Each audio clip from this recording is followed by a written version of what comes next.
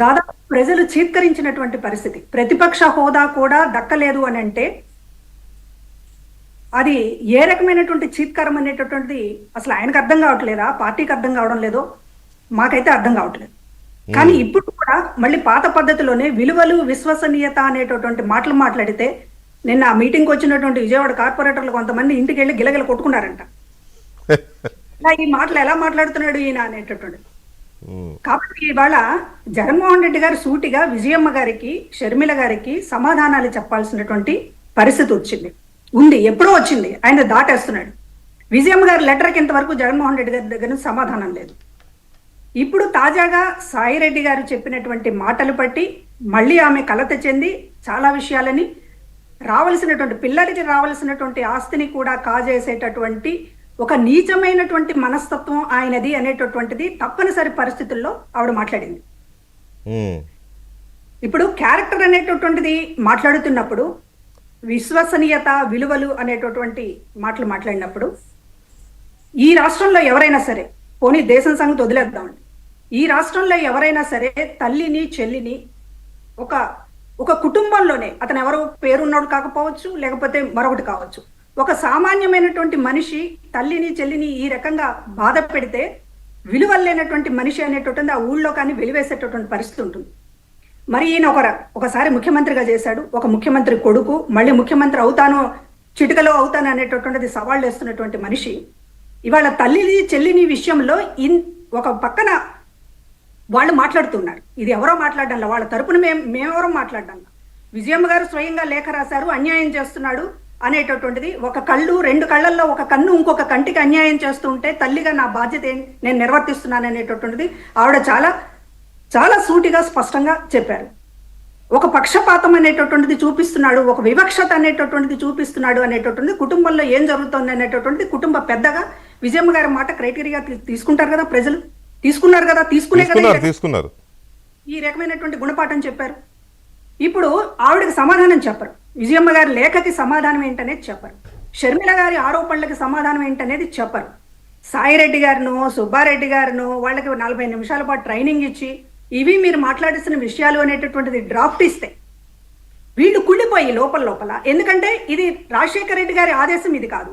రాజశేఖర రెడ్డి గారు కుటుంబ ఆస్తులు ఇద్దరికి సమానంగా రావాలి అని చెప్పి ఒక ఆడిటర్గా ఈయన చేతుల్లో, సుబ్బారెడ్డి చేతుల్లో, కేవీపీ రామచంద్రరావు గారి సమక్షంలో, విజయమ్మ గారి సమక్షంలో, కుటుంబ సభ్యులందరి సమక్షంలో చర్చించినటువంటి విషయాన్ని ఇది కాదు, కంప్లీట్ గా ఆ రోజే రాజశేఖర రెడ్డి గారు ఉన్న ఆస్తులేవో ఇద్దరికి పనిచేశారు, ఇవన్నీ జగన్మోహన్ రెడ్డి గారి ఆస్తులు అనేటటువంటిది చెప్పమంటే, చెప్పడానికి ఎవరికైనా కానీ ఒక మనిషి అనేటటువంటి వాడికి మనిషి ఎంత ఓకే, ఎవరి ఇది ఏమన్నట్టు మీరు ఇందాక అన్నట్టు సాయిరెడ్డి గారి ఘనకార్యాలు ఇవన్నీ కూడా ఎంత మాట్లాడుకున్నప్పటికీ కూడా ఒక మనిషికి ఉండేటటువంటి అనవసరంగా అవాస్తవాలు చెప్పడం, అనవసరంగా ఒక ఆడపిల్లకి అన్యాయం చేయడం అనేటటువంటి దాంట్లో కొద్దో గొప్ప కించిత్తుగా మనసు అనేటటువంటిది పనిచేస్తూ ఉంటుంది. కానీ దాన్ని కూడా తొక్కిపట్టి మీరు అబద్ధాలు చెప్పమంటే 40 నిమిషాల ట్రైనింగ్ కాదండి. ఒకవేళ చెప్పమని అన్నారని అనుకుందాం, అలాంటి విషయం పెద్ద ఆయన చనిపోయాడు, ఆయన చెప్పిన విషయాన్ని మనం వక్రీకరించడం నా వల్ల కాదు, పైగా ఆడపిల్లకి అన్యాయం చేస్తే ఆ ఉసురుగొట్టి పోతాను, ఇప్పుడు మీరు అన్నట్టు ఆ భయం ఆ భీతి వీళ్ళకు ఉంటే మేము చెప్పమని అనొచ్చు కదా, ఎవరితో చెప్పించుకో మేమైతే చెప్పమని అనొచ్చు కదా. ఏమైపోద్ది, ఇప్పుడు ప్రభుత్వం అధికారం పోయింది కాబట్టి ఇట్లా మాట్లాడుతున్నారు వీళ్ళు, లేకపోతే చెప్పారు కదా, ఇష్టపడే చెప్పారు కదా.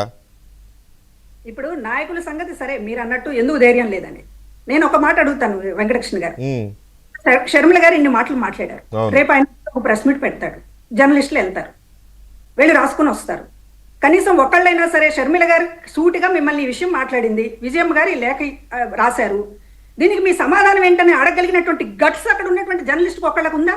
అడిగేవాళ్ళు పిలవడుగా, అడిగేవాళ్ళని పిలవరు. ఇప్పుడు మేము ఉన్నాము, మమ్మల్ని పిలిస్తే అడుగుతాం, మమ్మల్ని పిలవడుగా. అంటే ఏరుకోరి పిలిచేటటువంటి జర్నలిస్టులు, ఏరుకోరి సెలెక్ట్ చేసేటటువంటి పొలిటీషియన్స్, ఏరుకోరి నాయకులకు బొట్టు పెట్టేటటువంటి నాయకుడు ఉన్న తర్వాత ఇట్లాంటివి జరుగుతూ ఉంటాయి, ఇట్లాంటి పొరపాట్లు జరుగుతున్నాయి. ఎందుకంటే ఇప్పుడు పబ్లిక్ అడగాలి కదా మనం. ఇప్పుడు సూటిగా ఒక తల్లి, ఒక చెల్లి, ఒక ముఖ్యమంత్రిగా పనిచేసినటువంటి వ్యక్తిని ఆస్తుల విషయంలో అన్యాయం చేస్తోంది అనేటట్టు మాట్లాడినప్పుడు ఇది కేవలం కుటుంబ వ్యవస్థ ఆస్తి తగాదా కూడా కాదు.